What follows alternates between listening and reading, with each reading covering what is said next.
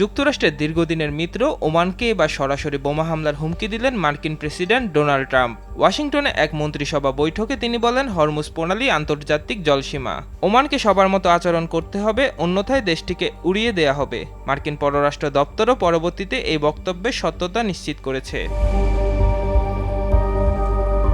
মূলত হরমুজ প্রণালী দিয়ে বিশ্বের 20% তেল পরিবহন করা হয়। মধ্যপ্রাচ্যে সংঘাত শুরুর পর ইরান এই জলপথটি বন্ধ করে দেয়। সম্প্রতি খবর আসে, ওমান ও ইরান যৌথভাবে এই প্রণালী নিয়ন্ত্রণের জন্য একটি চুক্তি করতে যাচ্ছে, যেখানে যাতায়াতকারী জাহাজ থেকে টোল আদায়ের প্রস্তাব করা হয়েছে।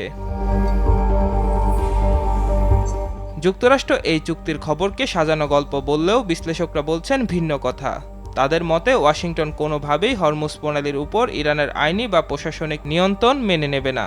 ওমানকে হুমকি দেওয়ার উদ্দেশ্য হলো বাকি আরব দেশগুলো যেন ইরানকে কোনো ধরনের কূটনৈতিক সমর্থন না দেয়।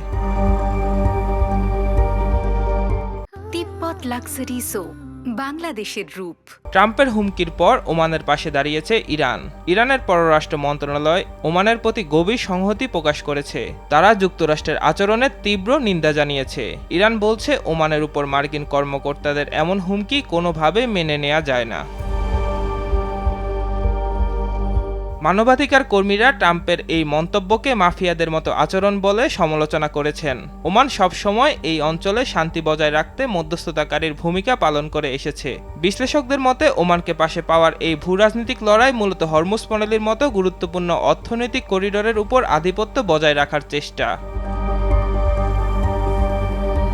কূটনৈতিক অঙ্গনে ওমানের ভূমিকা সব সময় প্রশংসিত ছিল, কিন্তু বর্তমান যুদ্ধ পরিস্থিতিতে সেই নিরপেক্ষতাই এখন দেশটির জন্য বড় সংকট তৈরি করেছে।